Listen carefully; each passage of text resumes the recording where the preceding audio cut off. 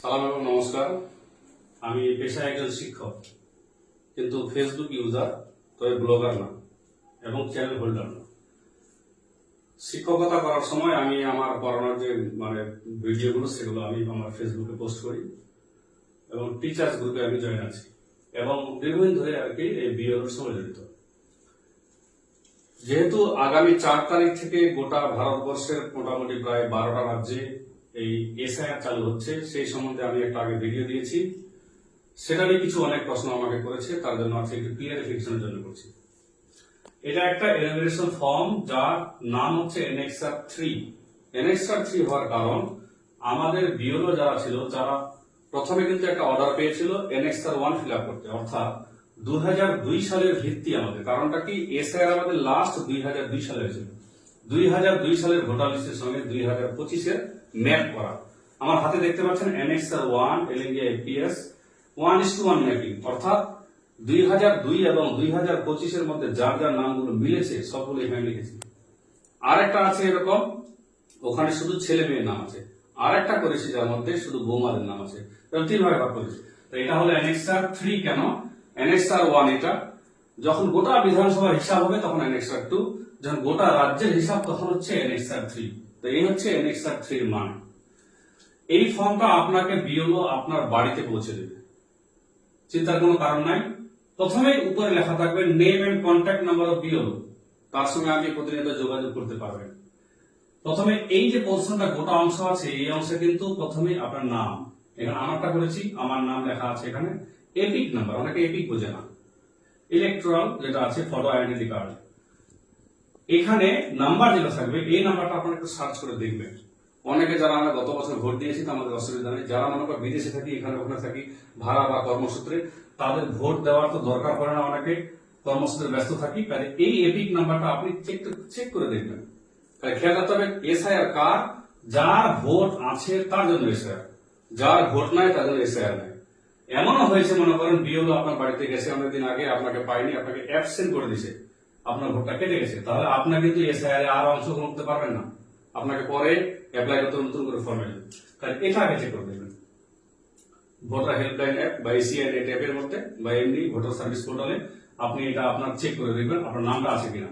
যদি নাম থাকে আপনি অবশ্যই পাবেন আর কি, এই ফর্মটা পাবেন। ওখান থেকে আপনার বিএলও নামটা পাবেন আপনি, চিন্তার কোনো কারণ নেই। তো কাজে এই অংশটা আপনার একদম পুরো প্রিন্ট থাকবে। এখানে সিরিয়াল নাম্বার থাকবে, part number, AC name, Raiganj Jamat, উত্তর দিনাজপুরের। এটা ভাইটাল কিউআর কোড, এটা আপনার কাজে দিবে। কিংবা বিএলও যে আছে, তখন যখন আর কি আপনি ওকে এই ফর্মটা দেবেন, এটা স্ক্যান করলে ফুল তথ্য আপনার চলে আসবে, যা যা তথ্য আছে ফুল তথ্য চলে আসবে। কাজে এটা ভাইটাল, এখানে কিন্তু দাগ দিবে, ঘষাঘষি করবেন না।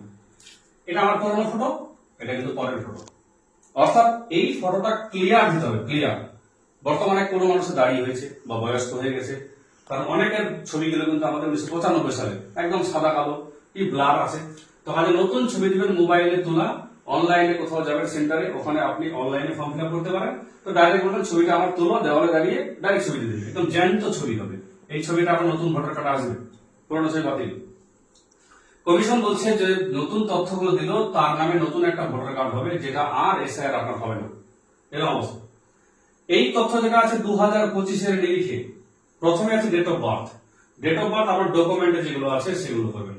আমার জন্ম তারিখ 8 জানুয়ারি 1984।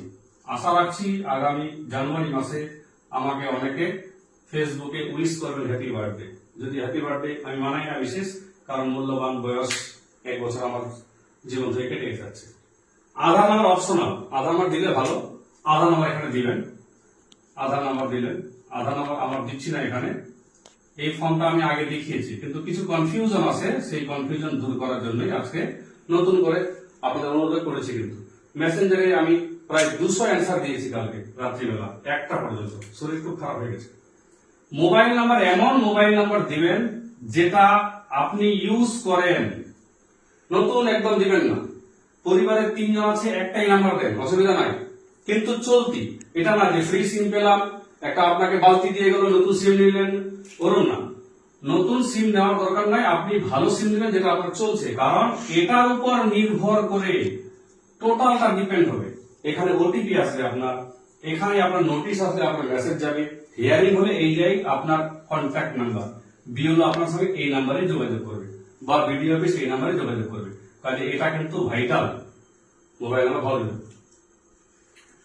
ফাদার্স নেম যেটা আছে এটা আপনি আপনার রানিং যেটা আছে একদম আগে ভুল থাক, আমার বাবার নাম লিখলাম এখানে, আগেও ফরম্যাট লিখিয়েছি, এটা করলাম। Father's guardian epic number running লিখবেন, যেটা যদি বেঁচে থাকে। নতুন যেটা আছে বাবার আগে অন্য ছিল, এখন ইউএক্সও দিয়ে তৈরি হয়েছে এটা। Mother's name same.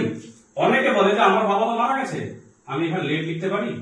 আমি আমার পার্সোনাল মতে বলছি লেট লিখবেন না। কেন? আপনার আধার কার্ডে কোথাও লেট দেখা নাই, আপনার ব্যাংকের বইয়ে কোথাও লেট দেখা নাই, আপনার প্যান কার্ডে লেট লেখা নাই, তা আপনি এখানে কেন লেট লাগাবেন? যদি আপনার প্যান কার্ড লেট থাকে তবে এখানে লেট লাগাবেন, না হলে পরে পরবর্তীতে আপনার পাসপোর্ট বা অন্য কিছু ভিসা করতে ঝামেলা হবে যে এখানে লেট উঠাই নিয়ে আসেন, কোথায় তখন তুলবেন? কারণ এখানে যে নাম দিচ্ছেন এটাই নতুন, আপনার ভোটার কার্ডে নামটা আসবে বাবার। মাদার্স নেম আপনার মায়ের নাম লিখবেন, এখানে এখানে মায়ের নাম লিখবেন, এই জায়গায় মায়ের নাম। মায়ের epic number same to same এখানে।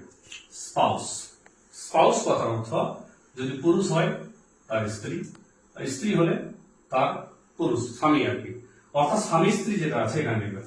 যদি বিবাহিত হয়, আমার ওয়াইফ আছে, তাহলে এই জায়গায় ওয়াইফের নামটা লেখা হলো, ওয়াইফের এখানে এপিক নাম্বারটা। কেন? কারণটা কি? নাও নিতে পারি। এটা কমিশন করছে কি যে আমার যেন 982 নাম্বারে আছে সিরিয়াল, আমার বউ আছে 820, দুজন দু জায়গায়, তো বুদ্ধি করে করছে এটা যদি একসাথে দিয়ে দেন তাহলে আপনাদের ফ্যামিলি ভোটগুলো এক জায়গায় আসবে। এটা কমিশন এবার কথা বলেছে, দেখা যাক কি হয়। তাহলে এই গেল আপনার উপরের অংশ। আরো বলছি এখানে আপনার যেটা তথ্য আছে ডকুমেন্টে তাই লিখবেন। এবার ডকুমেন্ট কি দেবেন পরের ব্যাপার, কিন্তু ফর্মটা অবশ্যই ফিল আপ করবেন। যে এই ফর্ম ফিল আপ করবে না তার নতুন যেটা ড্রাফট ফিল আসবে তার মধ্যে কোনো মতে নাম আসবে না। কাজে যে কোনো প্রকারে হোক আপনি যেখানে থাকেন না কেন আপনাকে ফর্মটা ফিল আপ করতে হবে। আপনার একটা ভালো তথ্য দিচ্ছি, নিচে দেখুন লেখা আছে জায়গায় সিগনেচার অর এলটিআই লেখা আছে, কিন্তু এনি ফ্যামিলি মেম্বার অ্যাডাল্ট লেখা আছে এখানে, মানে বুঝতে পারছেন? Any adult family member. আপনার ছেলে চলে গেছে বিদেশ, মনে করেন তার 25 বছর বয়স, আপনার একটা 18 বছর ছেলে আছে, সে তার নামে ফর্ম ফিল আপ করতে পারবে, কোনো টেনশন নাই, থাক সৌদি আরব থাক। কারণ এখানে বলে দিচ্ছে ফ্যামিলি মেম্বারের যে কেউ একজন সিগনেচার করে তার ফর্মটা বিএলও কে দিবে, জাস্ট বিএলও খালিটা নিয়ে ফর্মটা ফিল আপ করবে। তাহলে আপনাকে একটা সুখবর শোনালাম যে আপনি যদি বাইরে থাকেন আপনার পরিবারের যে কেউ ফর্মটা ফিল আপ করতে পারে। মেইন কাজ কাগজ দেন না দেন এটা ওটা করেন, যা কিছু আছে ফর্মটা ফিল আপ করে বিএলও কে দিবেন। বিএলও ফর্ম ফিল আপ করবে, আপনার দেখবে তথ্য ঠিক আছে, রেকমেন্ড করবে। রেকমেন্ড করলে আপনার নামটা কিন্তু 2002 সালের লিস্টে চলে আসবে। 2002 আর কি লিস্ট অনুযায়ী যেহেতু আপনি বেড়ে গেছে আপনার, তার জন্য যেটা আপনার ড্রাফট রোল করবে সেই ড্রাফটে কিন্তু আপনার নাম আসছে। একটা কথা বললাম, যে ফর্ম ফিল আপ করছে তার নামটা কিন্তু ড্রাফটে আসছে, এটা সিওর, ধরে বেশিরভাগ ক্ষেত্রে সিওর। তো কাজে এই তথ্য কার? এটা আপনার 2025 সালের নিরিখে।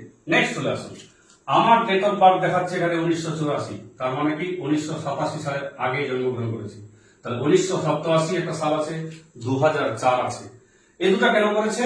আমাদের আরপি একটা আছে আর কি, ভারতের নাগরিকত্ব আইন, একটা 1987 সালে হয়েছিল, একটা 2004 সালে, তার জন্য ডেটা গুলো দিয়েছে 1987, 2004, এইগুলো কারণটা।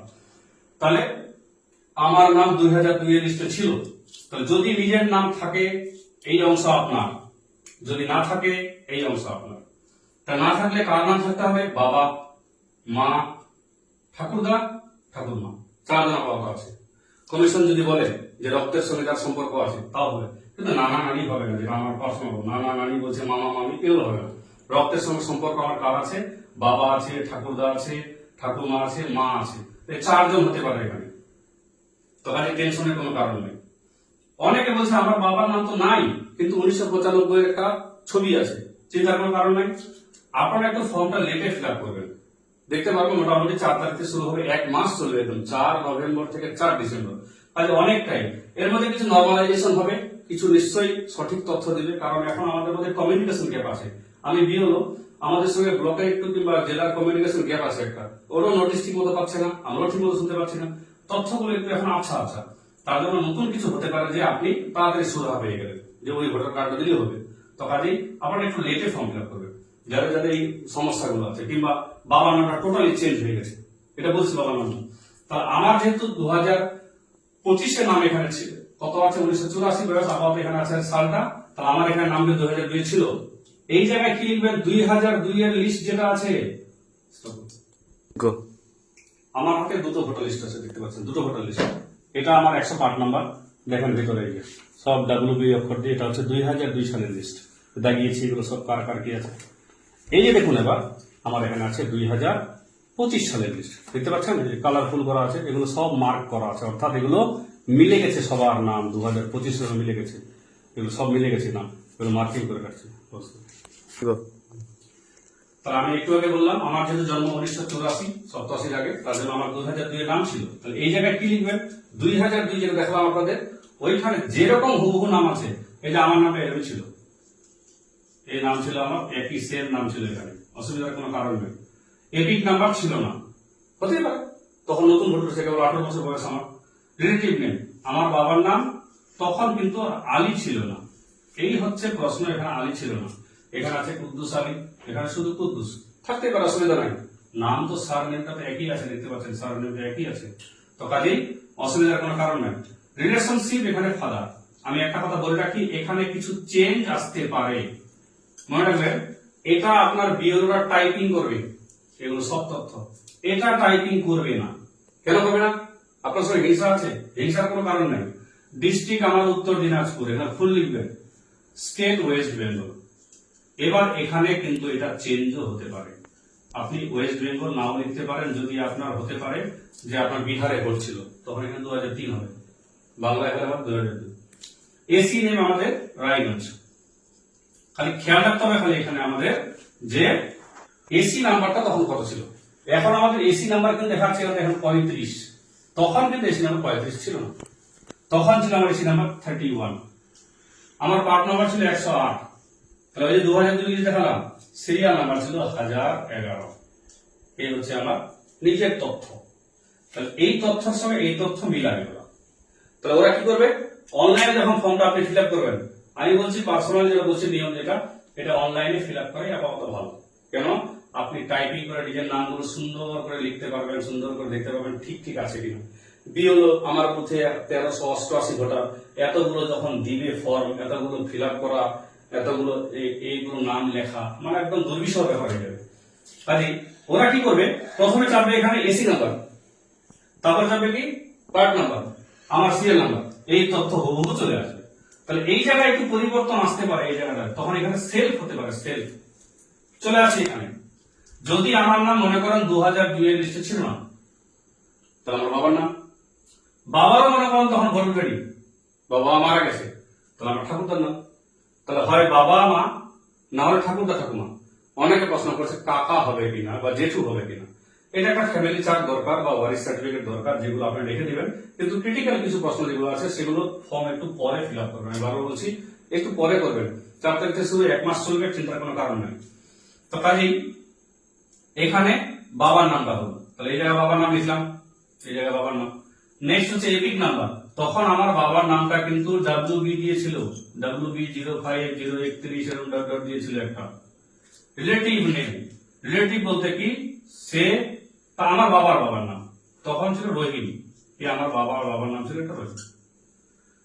রিলেশনশিপ, এই জায়গায় পরিবর্তন আসতে চলেছে, অনলাইনে ফর্ম ফিল আপ করলে এই জায়গাটা পরিবর্তন আসবে। আমরা যে করেছি বিওলো যারা আছি, অ্যাড প্রোজেনি, অ্যাড প্রোজেনিতে এই জায়গায় আমরা যখন প্রেস করি তখন চলে আসে সন, ডটার, গ্র্যান্ডসন, গ্র্যান্ডডটার, ট্রান্সজেন্ডার, এই 5টা পয়েন্ট এখানে আসতে চলেছে অনলাইন যখন ফর্ম ফিল আপ হবে এই জায়গায়। অর্থাৎ এই লোকটা যে আছে, এই আমার যে ফর্মটা আছে, আমার এ দাদু হয়, তাহলে আমি তার কি হই, নাতি হই। এখানে যে বাবা হয় এটা, তাহলে এখানে সন হবে এই জায়গায়। তো কাজে আপনারা এখানে লিখে দেবেন আপাতত ফাদার, যখন এটা অনলাইনে ফর্ম ফিল আপ হবে এখানে 3টা 4টা অপশন খুলবে বা 5টা অপশন খুলবে, সন, গ্র্যান্ডসন, ডটার, গ্র্যান্ডডটার আর একটা ট্রান্সজেন্ডার, এই জায়গায় খুলবে কিন্তু এটা। তাহলে অনলাইনে সেম রিলেশনশিপ বললাম এটা। ডিস্ট্রিক্ট তো আমার উত্তর দিনাজপুর তখনও ছিল, এখনো আছে। স্টেট আমার ওয়েস্ট বেঙ্গল। যদি বিবাহিত কোনো মহিলা হয়, তো বিবাহিত মহিলা যখন বিহারে মনে করেন বাড়ি, সে বিহার থেকে এখানে আসলো, তার বাবার সে 2003 সালের নিয়ে আসছে লিস্ট, তাহলে এই জায়গায় ওয়েস্ট বেঙ্গল হবে না। এখানে তখন ক্লিক করবে, এই জায়গায় ক্লিক করবে বিহার, বিহারে ক্লিক করার পরে বিহারের এসি নাম্বার, বিহারের পার্ট নাম্বার, তার বাবার যে ছিল এখানে সিরিয়াল নাম্বার যখন দিবে তখন বিহারের 2003 এর ফুল তথ্য চলে আসবে এখানে। তাহলে এই হচ্ছে এটা তথ্য। তাহলে একটা জিনিস মনে রাখবেন, অনেকে বলছেন আমার বাবার নাম ভুল, ছোটখাটো ভুল হতে পারে, কমল কান্ত দাস, কোথাও আছে কমল দাস, কিন্তু একটা লোকের নাম মন্টু হয়ে গেছে মুজিবর, তাহলে মুশকিল অবস্থায়। একটা নাম মন্টু থেকে মুজিবর কিভাবে হয়? এক্ষেত্রে এভিডেভিটের সম্ভাবনা আছে, ফার্স্ট ক্লাস রেজিস্ট্রি এভিডেভিট, কিংবা আপনি যে নামটা চেঞ্জ করেছিলেন। আমার কাছে এমনও প্রশ্ন এসছে, কালকে মেসেঞ্জারে প্রায় মোটামুটি 200 থেকে 250 আমি রিপ্লাই দিয়েছি রাত্রিবেলা 1টা পর্যন্ত। একই প্রশ্ন, বাবার নাম ভুল। আমি একটাই কথা বলবো, বাবার নাম ভুল আছে, ছোটখাটো ভুল চলবে। আর বলছে আমার এপিক নাম্বার চেঞ্জ হয়ে গেছে।